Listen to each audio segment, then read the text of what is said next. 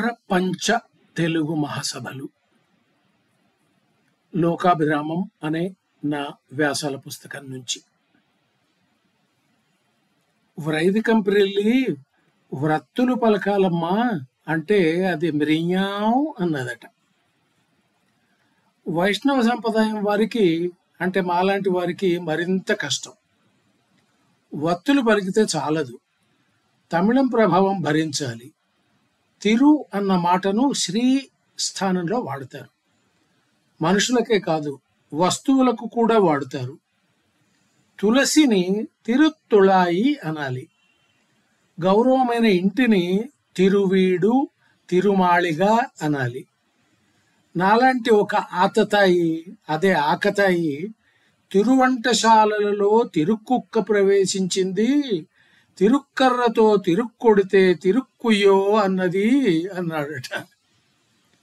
పోలే, హోళిగా, పోళి, బొబ్బట్టు అనే భక్ష్యాన్ని తిరుప్పణియారం అంటాము.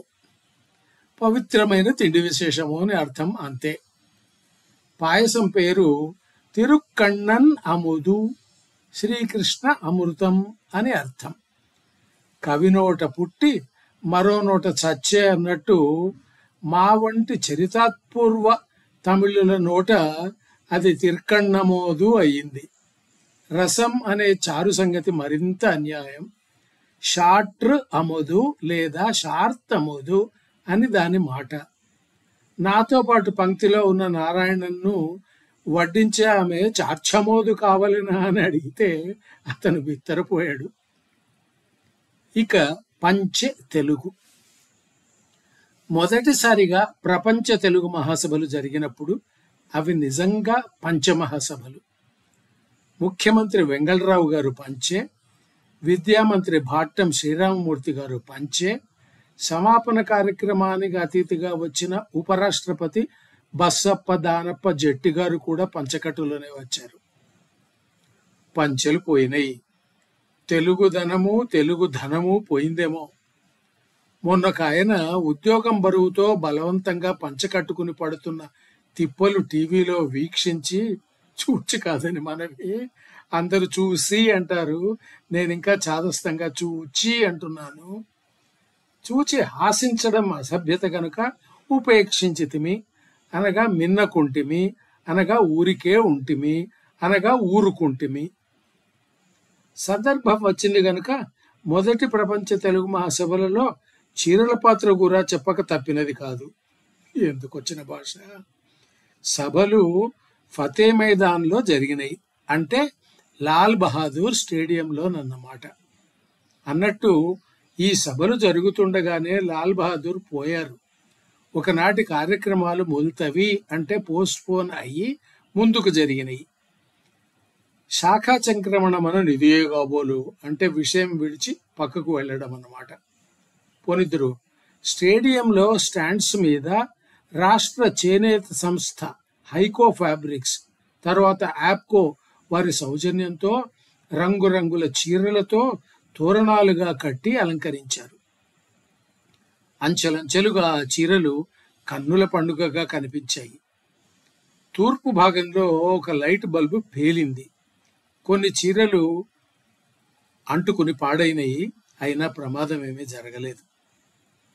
మొదటి సభలు.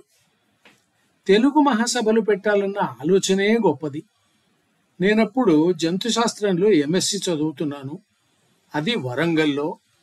2 సంవత్సరాలలోనూ క్లాసులు ఎగబెట్టిన సందర్భాలు ఒక చేతి వేళ్లను కూడా మించవు. ఏకంగా 2-3 రోజులు నేను కనిపించకపోతే ప్రొఫెసర్ రామచంద్రరావు గారు క్లాసులోనే అడిగారట. సంగతి చెబితే కదూ అతను అంతే అన్నారట. రోజంతా స్టేడియంలోనే. ఎన్ని సదస్సులో, ఎన్ని కార్యక్రమాలు. అందరూ రావచ్చునన్నారు, ఎందరో వచ్చారు. సాయంత్రం అయిన తర్వాత గొప్ప సాంస్కృతిక ప్రదర్శనలు. వాటికి వ్యాఖ్యానం సినారే అనే సింగిరెడ్డి నారాయణ రెడ్డి గారు. అప్పటికింకా ఆయన ఎంపీ, వైస్ ఛాన్సలర్ లాంటి బరువులేవి మోయలేదు గనుక ఉత్సాహంగా తనదైన మాటకారితనంతో చేసిన ప్రకటనలు, వ్యాఖ్యానాలు అందరినీ ఆకర్షించాయి. పప్పరస సుబ్బారావు గారి నాటకం అల్లి ముఠా అని ఆయన చేసిన అనౌన్స్మెంటు నాకింకా చెవుల్లో సుడులు తిరుగుతూనే ఉంటుంది. ఆస్థానం స్టేడియం లోపల గాక వెనక వైపు వేసిన తంబు అంటే గుడారం అంటే పందిరి అంటే టెంటులో కవి సమ్మేళనం జరిగింది. అందరూ అప్రయత్నంగానే పంచెల్లో కనిపించినట్టు గుర్తు. విశ్వనాథ సత్యనారాయణ గారు అధ్యక్షులు. వారికి ఒక్కరికే కుర్చీ, మిగతా వారంతా కింద కూర్చున్నాము. చదివిన ప్రతి కవికి అక్కడికక్కడే ఆస్థానం పద్ధతిలో పారితోషికం ఇస్తున్నారు. కరూరు వైశ్య బ్యాంకే అని అనుకుంటాను. మఖ్మల్ అంటే వెల్వెట్ గుడ్డ సంచిలో 116 రూపాయి నాణాలు మూటగట్టి పళ్ళెల్లో పెట్టి పట్టుకొస్తారు. విశ్వనాథ వారు దాన్ని ప్రభువు పద్ధతిలో కవికి బహూకరిస్తారు. సురకాలి తిమోతి జ్ఞానానంద కవి గారి వంతు వచ్చింది. భారీ విగ్రహం, అంత దూరానికి కనిపించే గుబురు మీసాలు, పైన శాలువ. ఆయన మంచి శారీరం గల వ్యక్తి. కమ్మని శిశుపద్యాలు రాసి రాగయుక్తంగా వాటిని గొంతెత్తి పాడడం ఆయన పద్ధతి. ఆ పద్ధతి బాగా సాగుతున్నది. విశ్వనాథ వారి సంగతి తెలియనిదేముంది. ఇదిగో ఇచ్చిన టైం ఎప్పుడో మించిపోయింది, ఇంకా ఆపకుంటే ఈ డబ్బుల మూట నీకివ్వను, జాగ్రత్త అన్నారు. నవ్వడానికి ఎవరికి ధైర్యం ఉంటుంది?